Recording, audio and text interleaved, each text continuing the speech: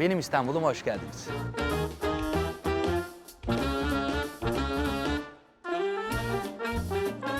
Seçkin kimdir? Seçkin hakikaten çocukluğunu burada geçirmiş ve sadece çocukluğundan beri buradaki sanatçıların tüm atölyelerine ve kendilerine özenerek 8-9 yaşından itibaren sadece heykeltıraş olmak isteyen biri ve bunu olmuş, bu şansı elde etmiş biri.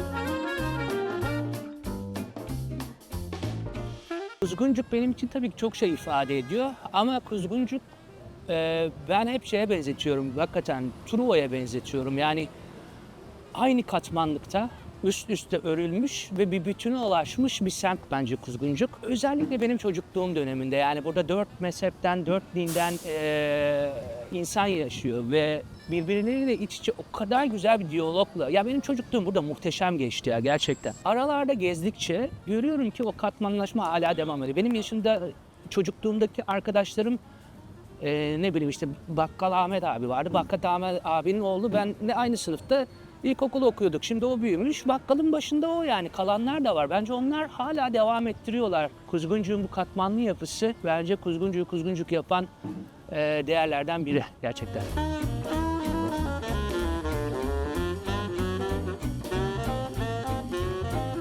Çok herhalde tek haliyle kalan yüksek ihtimal bu bostan.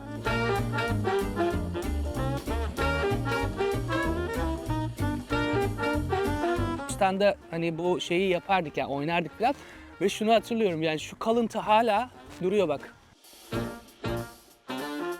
Aslında böyle bir patika yoktu tabii o zamanlar.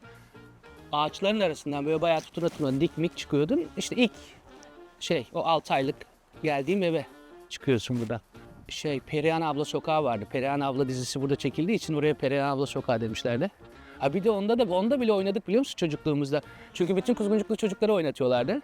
Bu cümleyi çok sık kullanıyorum. Belki hani bir sürü yerde söylemiş ve duymuş olabilirsiniz. Ben söylemiş ve siz duymuş olabilirsiniz ama ben hakikaten Ankara'da doğdum ve Kuzguncuk'ta dünyaya geldim diyorum. Kuzguncuk olmasaydı yüksek ihtimalle ben olmazdım diye düşünüyorum. Yani bunu çok samimi ve net söylüyorum. Çünkü çok önemli sanatçıların, mimarların, yazarların, şairlerin olduğu bir semtte uyanmak bence benim geleceğimi tamamen kurgulayan bir kadersel hal olduğunu düşünüyorum. Hakikaten Kuzguncuk'taki o değerli sanatçılar yetiştirdi beni. Hiçbirinin hakkını ödeyemem. O yüzden Kuzguncuk'un önemi dediğin zaman aslında beni ben yapan, beni var eden bir semt. O yüzden bütün hayatım aslında yani.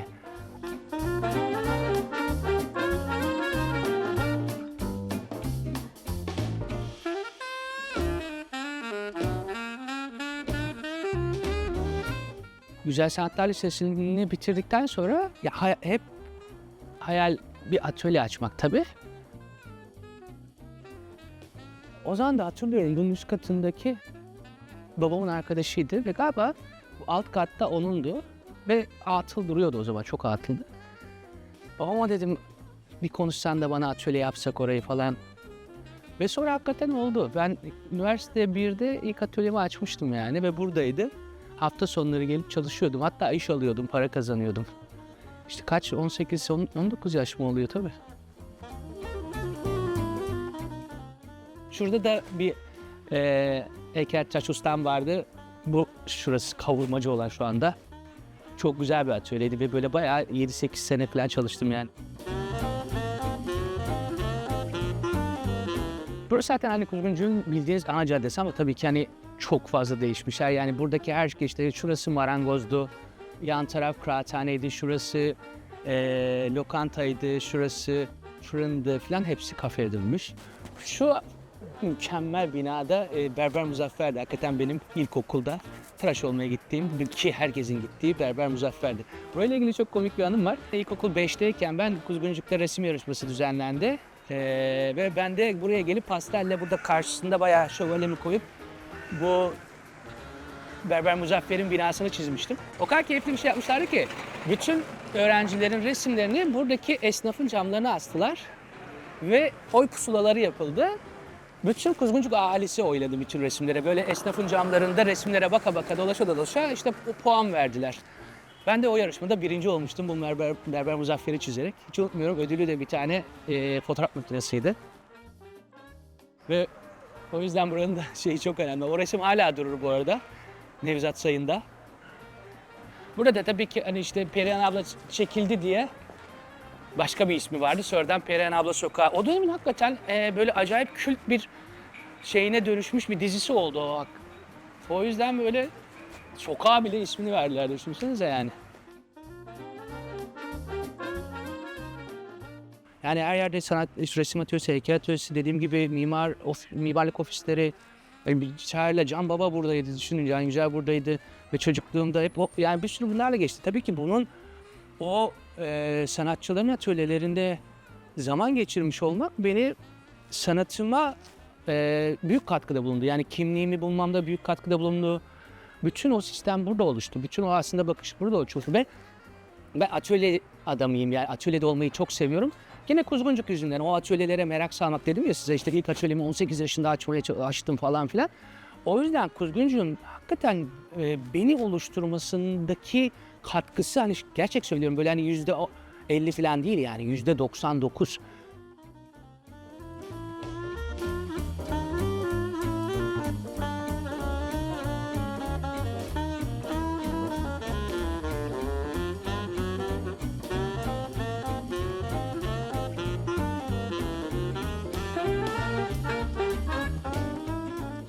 Kuzguncuk yapan iki yapıdan biri cami ve biri bu Ermenik Lisesi.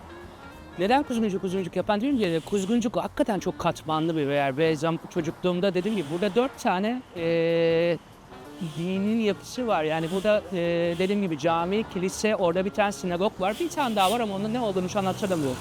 Bunun önemi ise hakikaten, düşünsenize, iki dinin yapıları aynı bahçe içinde. Ve işte böyle kucaklayıcı bir tarafı vardı Kuzguncuk'un. Yani Ermeniler, Müslümanlar, Yahudiler ve hepsi birbiriyle arkadaştı. Ve o kadar güzel bir ilişkileri vardı ki işte bu da bu ilişkinin gerçekten ne kadar dostça ve şey olduğuna bence çok güzel bir örnek ya.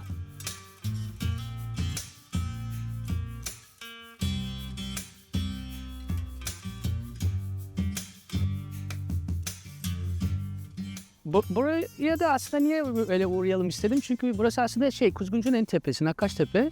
Şurada 9 tane fıstık camı var. Anneannemle oraya girip şam fıstıkları toplardık. Babam Kuzguncuk sahilinden, denizden midye çıkarırdı. Ve topladığımız şam fıstıklarını kırar, içlerini boşaltır. Onlarla işte pirinç ve midye dolma yapardık.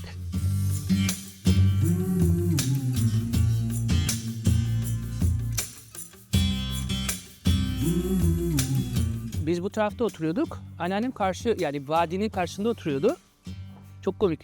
Şöyle anlaşmaları vardı. Birbirlerini görüyorlar, evlerden gözüküyor. Yani bu taraf o tarafı gördüğü için bir sürü insan çok komik şöyle anlaşıyordu. Atıyorum mesela, birbirlerini çağıracaklar. Telefon falan da yüksek ihtimalle o zaman yok. Kırmızı bayrak asarsa balkona ya da cama, ona demek ki sen bize gel. Beyaz asarsa ben sana geliyorum. Demin söylediğim, Kuzguncuk için söylediğim katmanlı yapı aslında İstanbul'un tamamı için geçerli bir şey.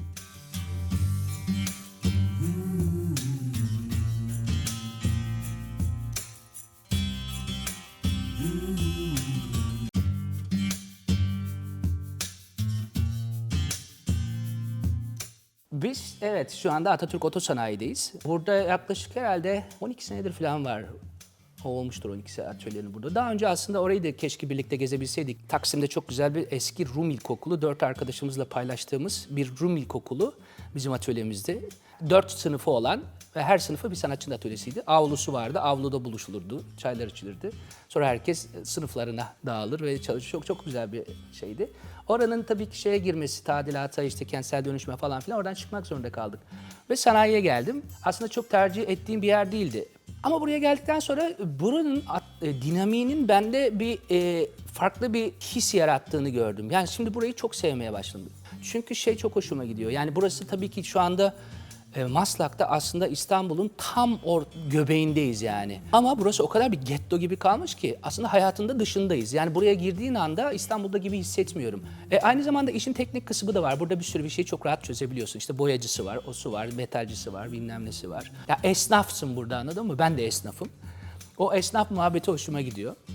Bu katmanlı işler aslında ilk üniversite itibarında bunlar değil tabii ki. Çok yavaş yavaş evrildi bütün işler. Bir birim tekrarıyla uğraşıyordum. Birim tekrarı da aslında hem Mevlana'nın Mesnevisinde okuduğum bir cümleden başladı. O zamanlar çok ilgileniyordum Mevlevi kültürüyle. Ve şey diyordu, birden bütüne diye bir laf vardı ve bu benim çok hoşuma gitti. Bu hem aslında işlerin üretim biçimini oluşturdu. Yani birden bütüne derken bir birim elemanı alıp onu aynısının tekrarıyla bir bütüne varmak. Benim dert edindiğim ya da heykellere konu ettiğim bir takım meselelerin dünyanın herhangi bir yerinde birinin daha meselesi olduğunu görmek. Bu katmanlı yapı ise aslında askerde çıktı. Askerdeki bu sistematik yapı ve oradaki düzen birazcık bu yeni son dönem işlerin ilk başlangıçlarını oluşturdu. Hemen askerlik çok garipti. Mesela ben orada 6 ay askerlik yaptım ve 6 ayda kafada bir sergi çıkardım ve biter bitmez üretimine geçtim ve Disiplin Fabrikası diye bir sergi yaptım. Bu katmanlı yapı aslında öyle başladı. Hayatta bir şeyler değiştikçe işte askerlikte bu çıktı. Ondan evvel işte okuduğum bir kitaptan dolayı işte birim tekrar çıktı. Ondan sonra renk devreye girdi. Renk normalde hani çok kullandığım bir şey değildi ama hayatın bir döneminde böyle çok sessiz sakin giden bir şeyde bir sergi açtım. Bütün sergideki bütün heykeller beyazdı. Sonra dediğim gibi çok renkli giyinmeyi sevmezdim. Sonra bir anda renkli giyinmek hoşuma gitmeye başladı. Heykeller renklenmeye başladı. Yani o yüzden böyle çok doğru orantılı gitti ve bu akış içerisinde şimdi son 25 yılın bir kitabı çıktı. Dream Art Gallery'den. Orada zaten o süreci o kadar güzel görüyorsunuz ki işlerin değişim sürecini. Yani işte üniversite sonrasından şu ana kadar olan işlerin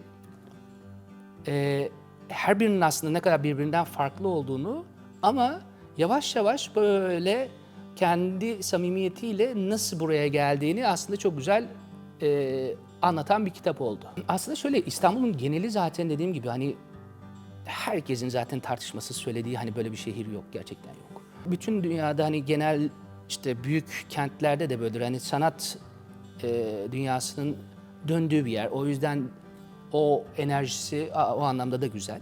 İstanbul'da tabii ki besleyecek çok şey var seni. Çoklu yapısı, katmanlı yapısı kendini besleme adına önemli. İstanbul'dan kaynaklı bir de Kuzguncuk'tan da kaynaklı. Yani biz Kuzguncuk'ta hatırlıyorum çocukken işte denize de giriyorduk Boğaz'da. Hatta akıntı vardı, annem ip bağlıyordu belimize yani akıntıyla gitmeyelim diye. Deniz meselesi çok önemli bende. Yani yüksek ihtimalle suyun olmadığı bir yerde yani büyük konuşmayayım ama mümkün değil yaşayamam. Boğaz'a sahip olması mesela benim için çok değerli bir şey. Belki de hakikaten bütün bu Anadolu'nun verdiği, işte İstanbul'un verdiği o katman meselesi, o kültür meselesi belki ister istemez içsel olarak sana bir şey yaptırtıyor. Hani bunları sonradan okuyorsun aslında. Bir de şey var yani yani insan tabii ki baktığın zaman heykel dediğin şey kendi özgürlük alanını yaratan 3 boyutlu bir şey artık senin elinden çıkıyor. Ama hepsinin bir hikayesi var, hepsinin altında bir metin var. Yani son açtığım sergilerin işte atıyorum bir inzivaya çekildiğim dönem vardı. İnziva diye sergi yaptım. Ondan sonra bu antik kentlerle geldiğimiz dünya arasındaki bu kadar hızlı değişimin, bu kadar tüketimin hızlı olduğu bir şeye biz nereden evrildik? Yani antik çağda bir tane bina yapıyorsun, 50 sene sürüyor adamlar ince ince. Buradan 1,5 senede gökdelen dikmeye ve görüntüsü hakikaten saçma bir görüntü olan ve hiç düşüncesiz, hayata ne kattığı belli olmayan yapıların olduğu bir dünyaya ne kadar hızlı evrildik diye günübirlik inşa diye bir sergi yaptım mesela. Mesela orada kendi doğallığıyla girdi. Hayatta ben 3D printer kullanmam yani sevmem. Hala maketlerimi elle yaparım bilmem ne. Ama günübirlik inşada dedim ki bazı heykelleri 3D printle yapacağım. Hem de böyle koyacağım, dokunmayacağım, basacağım 2 günde çıkacak. İşte günübirlik inşa, günübirlik heykel yapıyorsun. Oraya çok uydu mesela. İlk defa 3D printer girdi hayatıma. Şimdi 3D printer'ı nasıl kullanabileceğimi, onunla daha farklı neler yapabileceğim üzerinden mesela bir takım şeyler deniyorum. Hep doğallığıyla oldu yani. İstanbul bir insan olabilir mi bilmiyorum ama yani İstanbul'u Ya bu böyle hani çok şey olur mu bilmiyorum da hani ayrımcılık gibi olur mu ama İstanbul'da her zaman bence kadın. Yani hissi öyle açıkçası. Bence hani çok gezen, çok gezen, dünyayı dolaşan, çok şey gören, birikimli ve çok hikayesi olan, çok anısı olan bir kadın olurdu. Yani anlatacak çok şeyi olurdu.